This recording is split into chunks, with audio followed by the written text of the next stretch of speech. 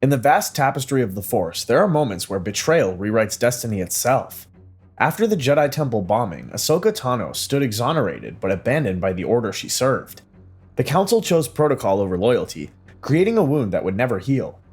But in her pain, Chancellor Palpatine saw opportunity, not to replace his chosen apprentice, but to claim a different kind of disciple. This is the galaxy where trust became corruption's greatest weapon, and where the Chosen One's fall was prevented by the shadow of his Padawan's descent. The Senate Guard's boots echoed against polished stone as Ahsoka Tano walked free from the Republic military complex. Her lekku hung heavy against her shoulders, and the absence of her Padawan braid left her feeling unbalanced, as if the universe itself had tilted off axis.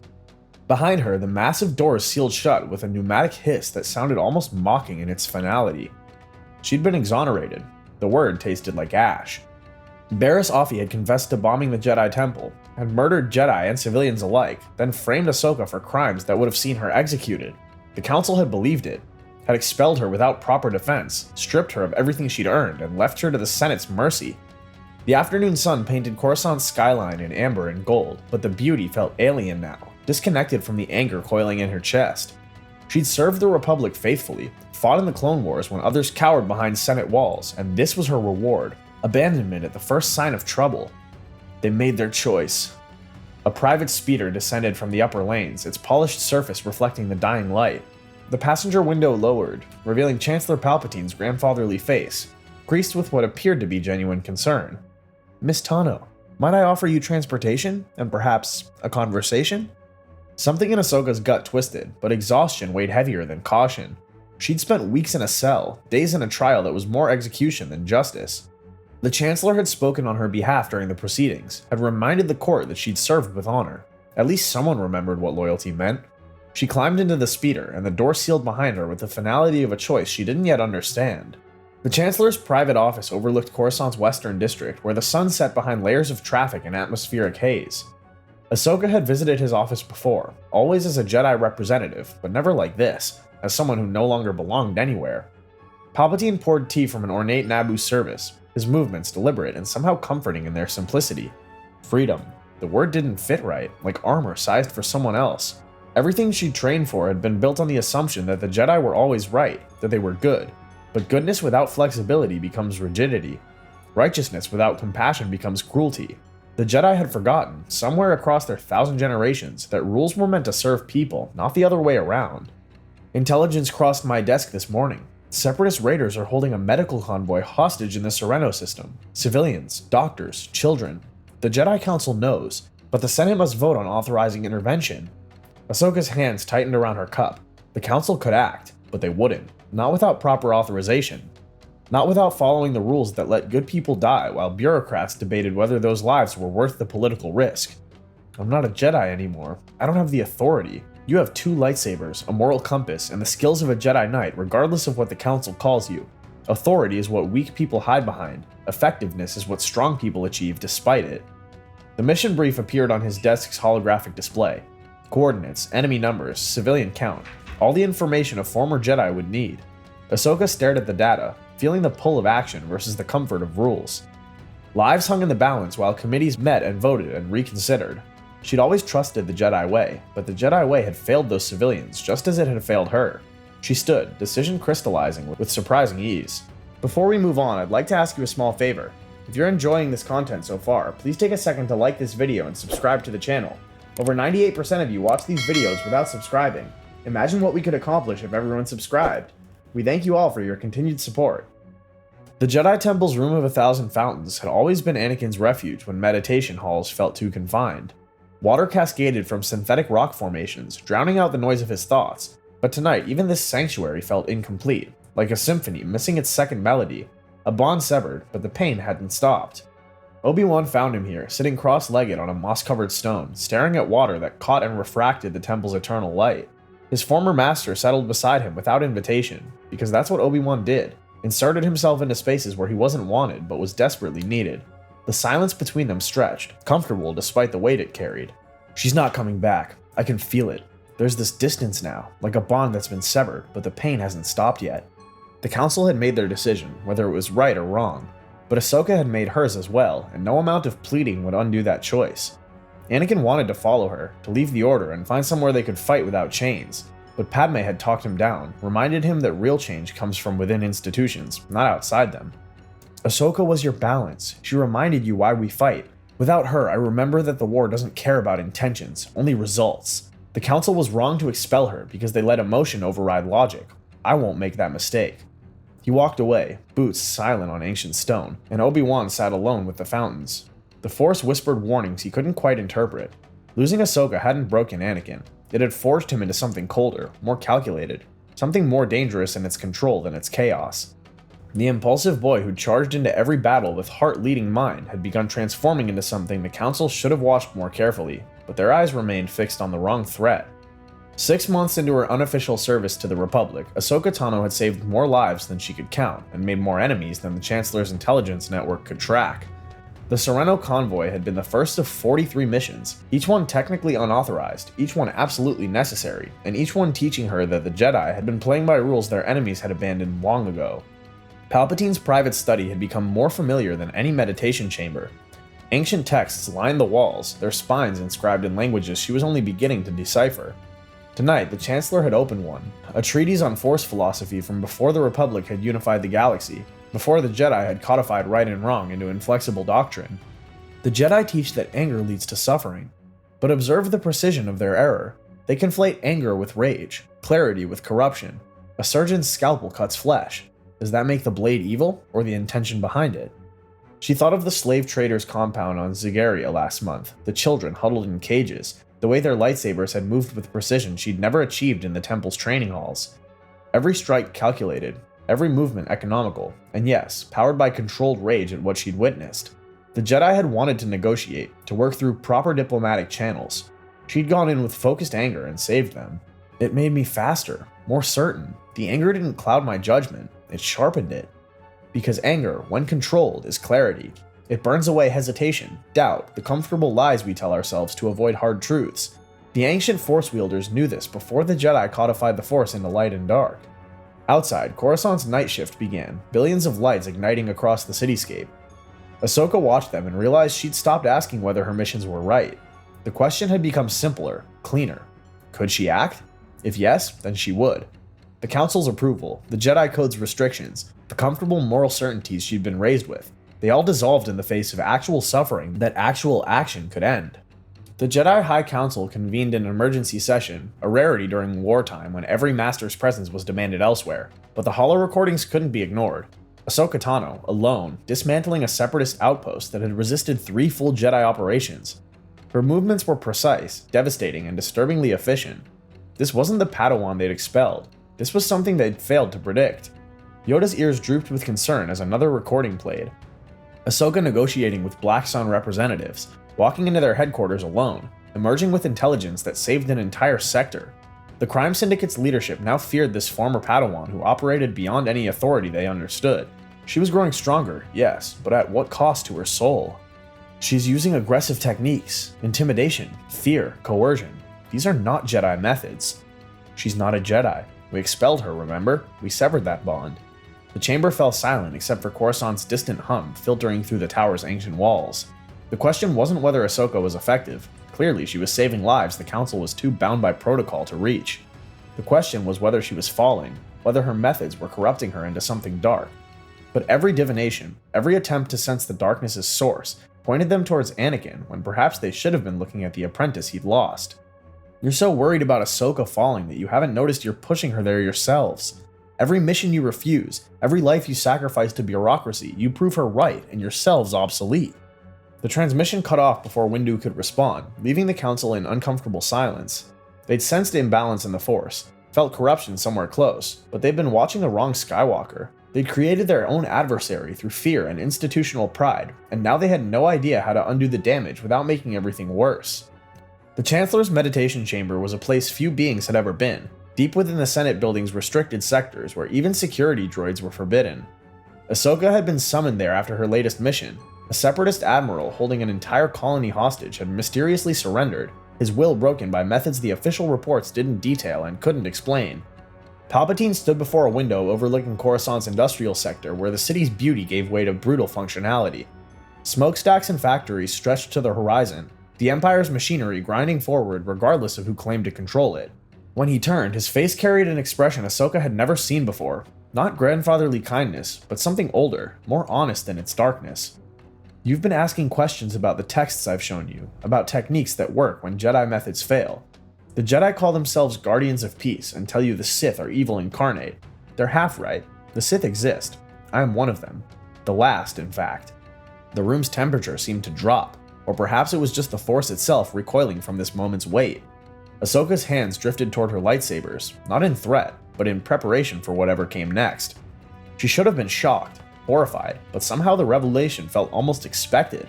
Perhaps she'd known for months. Perhaps the Force had been whispering truth she'd chosen not to hear. You're the Dark Lord of the Sith. You've been manipulating me, using me. I've been teaching you. There's a difference. Every mission you've undertaken was your choice. Every life you saved was your achievement. I merely showed you that the Jedi's restrictions were chains, not wings. She didn't regret a single moment, a single decision, a single life preserved by methods the Council would have condemned. That was the horror of it, the realization that even knowing what she was, she couldn't deny the effectiveness of what she'd become. Palpatine wasn't asking her to kneel or pledge herself to darkness. He was simply acknowledging what she'd already become. Someone who understood that power without will is useless, and morality without results is self-indulgence. Obi-Wan Kenobi stood in the ruins of a Coruscant safehouse, holding data files that detailed Ahsoka's meetings with Palpatine. After 40 years as a Jedi, countless battles, training the Chosen One himself, he felt something he hadn't experienced since Qui-Gon's death, genuine bone-deep dread. The pieces finally connected, revealing a pattern they'd all missed because they'd been looking in the wrong direction. Anakin scrolled through intelligence reports that proved beyond question what they'd missed. Palpatine was the Sith Lord they'd been hunting for years. He'd been manipulating everything, the war, the Senate, the Republic's gradual decay, and they'd never seen it because they were watching Anakin, certain the Chosen One's fall was inevitable. They never considered he might resist while his Padawans succumbed to different temptations. She doesn't know what she is. She can't know.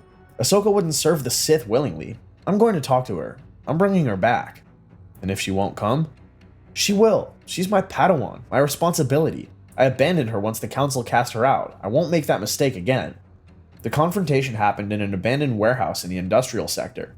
Ahsoka was waiting when Anakin arrived, lightsabers already ignited but held defensively at her sides. She'd known he would come eventually. Perhaps she'd even hoped for it. One last chance to explain, to make him understand. She admitted she knew what Palpatine was, had known for months and stayed anyway. The Jedi had failed her.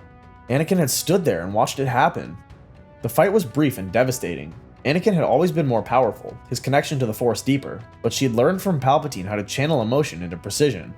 When the moment came, when Anakin overextended, reaching for a move he couldn't complete, she swept his legs and sent him sprawling. Her lightsaber hovered at his throat. She could kill him. That's what Palpatine would expect. But she wasn't Sith. She wasn't Jedi. She deactivated her weapons and disappeared into Coruscant's shadows, leaving the Chosen One defeated. The order came down through encrypted channels, transmitting to clone commanders across the galaxy simultaneously. Execute Order 66. But this time, the message originated from a new source. Not Chancellor Palpatine directly, but his operational commander, a former Jedi whose efficiency in eliminating threats had proven unmatched. Ahsoka Tano watched from the Strategic Operations Center as her authorization enabled the unthinkable. She stood before the galactic holographic display as clone troopers across hundreds of worlds turned on the Jedi they'd fought beside for 3 years. The massacre unfolded in real time, each death a pinprick of light extinguished on the map. She felt each one through the Force like losing pieces of herself she hadn't known still existed, connections she thought had been severed when she left the Order. This was necessary, she told herself, using Palpatine's words like a mantra. The Jedi had become obsolete, dogmatic, a threat to the new order they were building.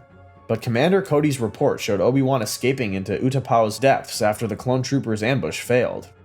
Master Plo's ship exploded over Cato Neimoidia, her first real mentor, gone in fire and vacuum. Master Yoda survived on Kashyyyk only through 800 years of combat instinct. The temple itself burned, smoke rising from chambers where younglings had played just hours before. Where's Anakin Skywalker? Show me his status on the board. The Chosen One is being problematic. He refused to execute Obi-Wan Kenobi when the opportunity presented itself. Skywalker is either with us or against us, and his hesitation suggests the latter. You said we were removing obstacles to peace. You didn't say genocide. You didn't say we'd be murdering everyone, sparing none. She'd rationalized so many compromises over these months, convinced herself that effectiveness mattered more than purity, that saving lives justified whatever methods achieved that goal. But this was murder dressed up as strategy, wholesale slaughter masquerading as necessary evolution. The revelation she'd accepted as honesty had been manipulation after all, just a different flavor of it, wrapped in truth that made the poison easier to swallow. Somewhere in the temple's ruins, Anakin Skywalker walked through halls slick with blood, refusing to add to the carnage, defying the Emperor's will for the last time. The Chosen One had finally chosen. 3 years into the Empire's reign, Ahsoka Tano had become a ghost story, whispered about in Outer Rim cantinas, feared by surviving Jedi, and distrusted by Imperial officers who couldn't categorize her place in the hierarchy. She wasn't a public figure like other Imperial enforcers, wasn't a Grand Inquisitor commanding respect through official title. She was something worse in the eyes of those who hunted her kind. Effective, unpredictable, impossible to track. The Emperor sent her after Jedi who survived Order 66, and she hunted them with surgical precision that disturbed even the Imperial apparatus.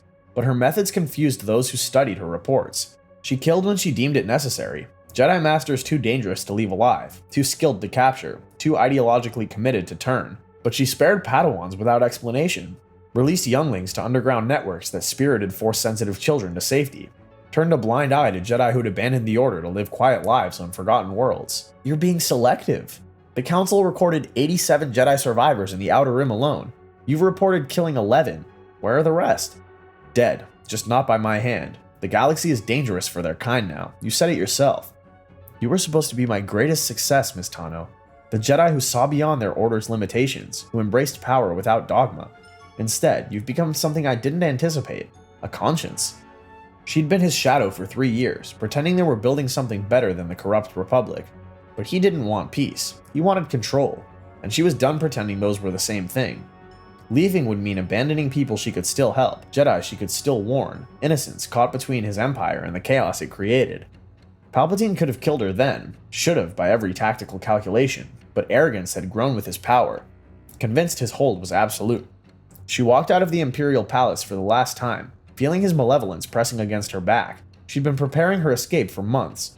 Intelligence networks quietly corrupted, safe houses established without recording them, a web of deception that would take the Empire years to unravel. The asteroid field at the edge of known space housed a community that shouldn't have existed. Force-sensitive refugees, former Jedi who'd abandoned their oaths, children spirited away from planets where being attuned to the Force was a death sentence.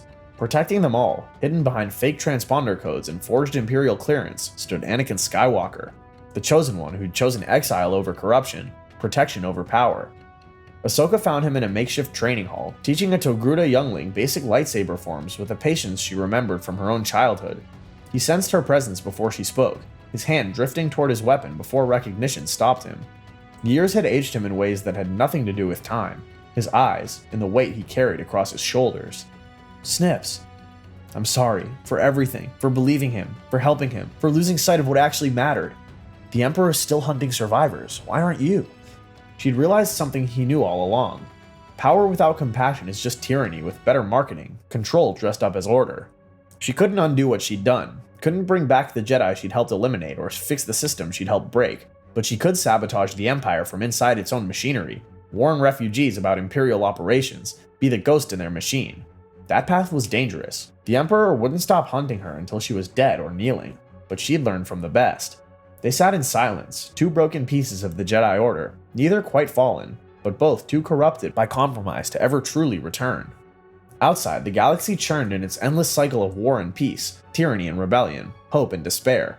The Empire had won, for now, but Palpatine had made one critical error in all his manipulations. He'd taught Ahsoka Tano to think for herself, to question authority, to judge actions by their results.